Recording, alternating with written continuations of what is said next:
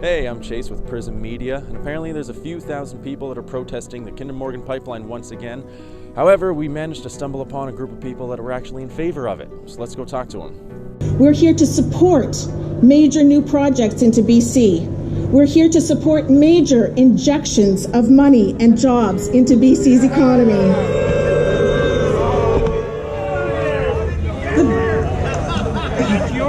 The Greens have suggested that because we support the companies that give us jobs, we are heartless. The generation previous shattered that intergenerational compact. They spent their future. They made their decision. They mired our youth in $1.2 trillion of public debt. That's wrong! Politicians partied and spent frivolously while we got stuck with the bill.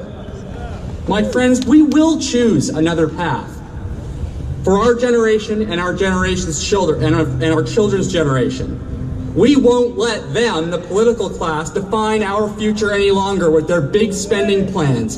Kathleen Wynne, we don't want your policies. Gerald Butts, if you're looking, we don't want your policies. John Horgan, we don't want your sick eco policies. They give us nothing but energy poverty and they mire us in debt. We will not let them decide our future. We will set a different course, one of independence, one of technology, of science, of opportunity, sustainability, and self-determination for all Canadians. Yes!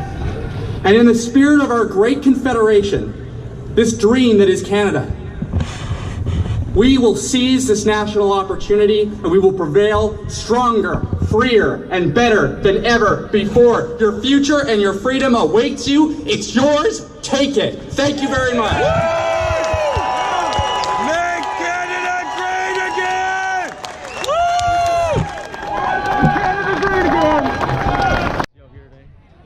I just want you guys to know that Trump is not so much a person, but an idea.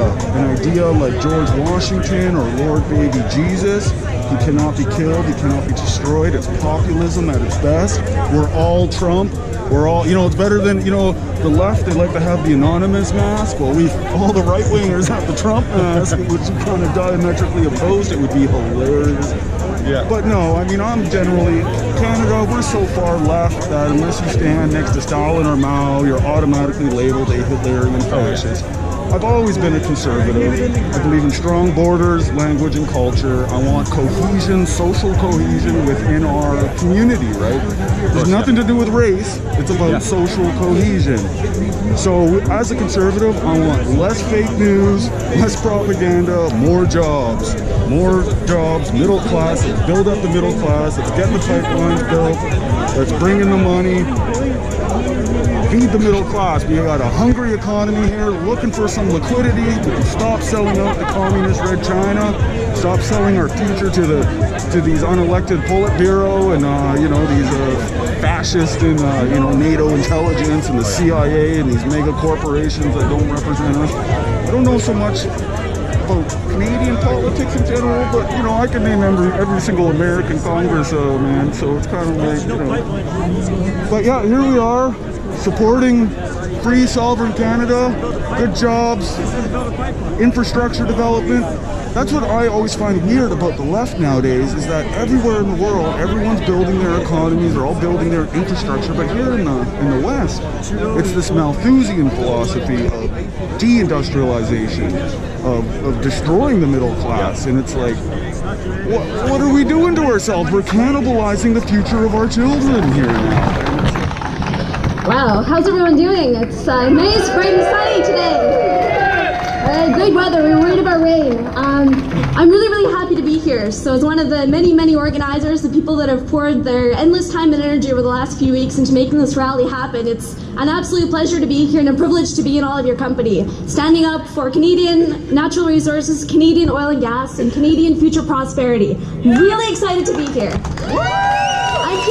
I'm going to finish, since I'm the last speaker, on a note about values and about bridging values, about what we need to do to move this movement forward, what we need to do to ensure that Canadian natural resources, especially our oil and gas, can actually get to market. It's about understanding that the people that are here come from a diversity of backgrounds. We have a lot of conservatives, we have a lot of liberals, and I hear we even have a few new Democrats in the House. So I want you to take your values. You're standing up for jobs, you're standing up for prosperity, you're standing up for future generations so they don't get screwed. You're standing up for opportunities for meaningful reconciliation with First Nations. Like me, maybe you care deeply, and I know I do, and I know a lot of you do too, about ending climate change and acting meaningfully to prevent it. I care, I think Melissa mentions a lot about women's rights, and I know that when it comes to issues that I care about as a social progressive, we need a strong economy, we need a strong tax base for us to be able to fulfill our promises and say yes to the things that we know we want to promise our society. So ladies and gentlemen, I want you to join together with everybody across the political spectrum, because this is a cross-partisan issue. This is an issue for all Canadians, and I hope you'll join me in saying, let's stop the politics, just build the pipeline already! First, we saw your little signposter thing saying stop whining, multiple meanings behind that, obviously. Yeah. Can you just go into that for the people that aren't too caught up in what's going on?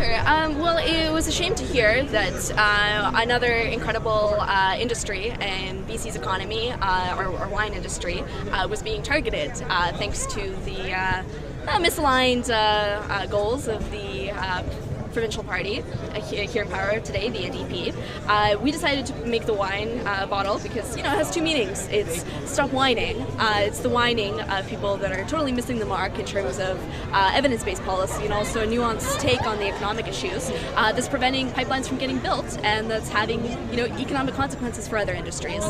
So we want folks to look at the facts, I've done that, and see how projects like this one are good for the province and for the country. Sure. Is there anything you wanted to touch on in regards to your speech, which I absolutely loved, by the way? I love the emotion and passion, everything you had to say. Anything you wanted to elaborate on a bit more, or anything you wanted to focus on? Sure. I sort of alluded to this. It's about coalition building. So movements like this one, movements like the BC Liberal Party, for example, they're about bringing people from a variety of backgrounds together and uniting their values. You know, we build bridges by asking ourselves what's important to us. For me, it's social justice. For me, it's climate action. It's things like this that find commonality in other people's values and other people's deeply held principles. And if we work together, if we have a common goal, like getting this pipeline built, we can unite together based on the principles that we share, and also the ones maybe we don't, because we're all bringing unique perspectives to the situation.